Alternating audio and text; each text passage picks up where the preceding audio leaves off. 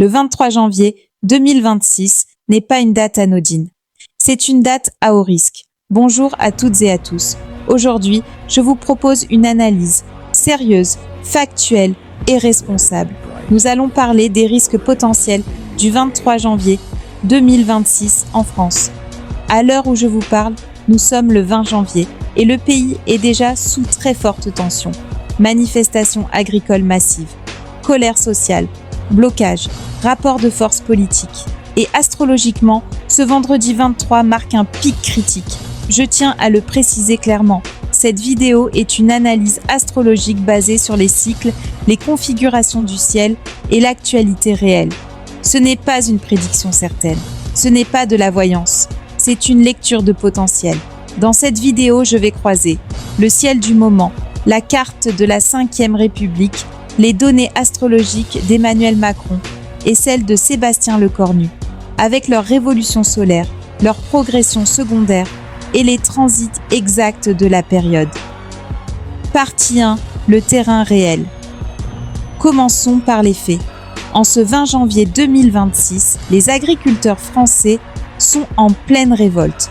Depuis le début du mois, ils protestent contre l'accord Union européenne, Mercosur, un accord qui ouvre la porte à des importations agricoles à bas prix et qui menace directement la survie de nombreuses exploitations.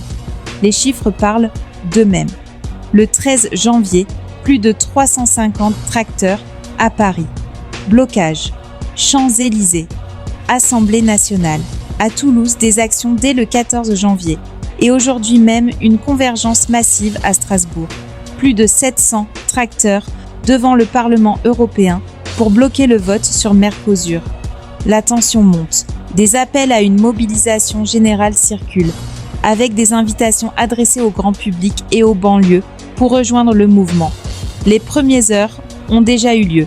Gaz lacrymogène, interpellations, barrages forcés. Sébastien Lecornu est au centre des critiques. Sa lettre ouverte du 4 janvier promettait une loi d'urgence agricole en mars, un moratoire sur l'eau, des mesures sur le loup et sur les retraites.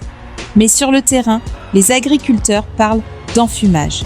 Et aujourd'hui, le gouvernement engage le 49.3 sur le budget. L'agriculture est épargnée des coupes, mais le risque de motion de censure par la France insoumise et le Rassemblement national est réel. Si rien n'avance d'ici le 23, cette colère peut dégénérer. Blocage qui tourne mal, incidents graves, affrontements violents. C'est là que l'astrologie devient un outil d'alerte. Aspect astrologique du 23 janvier, plus dynamique collective. Passons maintenant au ciel du 23 janvier 2026. Affichons le thème du jour. Un élément saute immédiatement aux yeux. Un stellium massif en Verseau.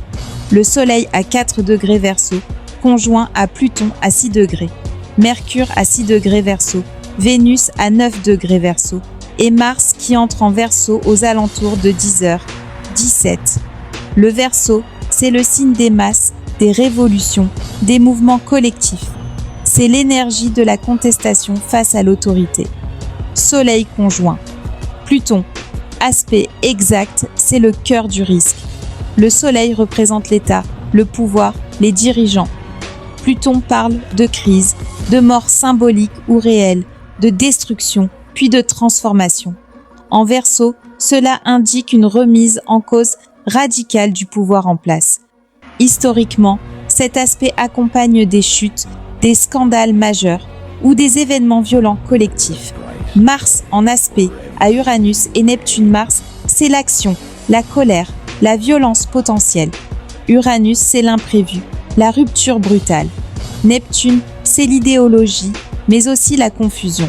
Cela peut donner des mouvements présentés comme pacifiques, qui dérapent très vite. Opposition à Jupiter rétrograde en Cancer. Jupiter rétrograde en Cancer met en lumière les questions agricoles, le peuple, les racines. Cette opposition crée un tiraillement fort entre le pouvoir central et le monde rural. Risque d'excès, risque d'emballement, la Lune entre en Bélier. À 14h26, les émotions deviennent impulsives, réactives, explosives. C'est une signature classique des foules qui s'enflamment Globalement, ce ciel indique un pic de tension sociale, avec un potentiel réel de violence et de surprise. Et ce climat résonne parfaitement avec l'actualité agricole. Croisement politique, plus risque, plus conclusion. Croisons maintenant avec les cartes politiques, la 5e République.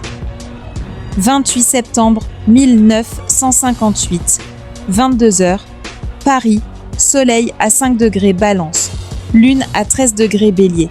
Le stellium en Verseau est en trigone du Soleil natal. Des réformes sont possibles, mais il est en carré de la Lune natale. Le peuple réagit, fort, violemment. La Lune en transit en Bélier réactive cette tension. Cela indique une crise nationale, où l'État est frontalement contesté par la population. Emmanuel Macron. Les progressions et la révolution solaire montrent clairement une crise d'autorité. Il est au cœur du dispositif, mais sous une pression extrême.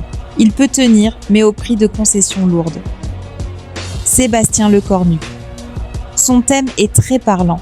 Opposition directe entre son soleil progressé et le stellium en Verseau. Polarisation maximale. Il devient le point de fixation.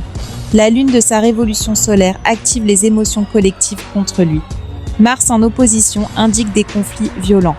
Uranus sur le milieu du ciel parle d'un changement brutal de statut, démission, mise à l'écart, sacrifice politique. Il apparaît clairement comme un fusible institutionnel. Les risques concrets. Un incident grave lors d'une manifestation. Un affrontement qui tourne mal. Un événement tragique qui oblige le pouvoir à réagir vite. Une démission pour calmer la situation. Ce n'est pas une certitude, mais c'est un potentiel. Message de vigilance. Restez attentifs. Évitez les zones à risque. L'astrologie n'annonce pas une fatalité. Elle éclaire les moments sensibles. Elle permet d'anticiper et de traverser les périodes difficiles avec plus de lucidité.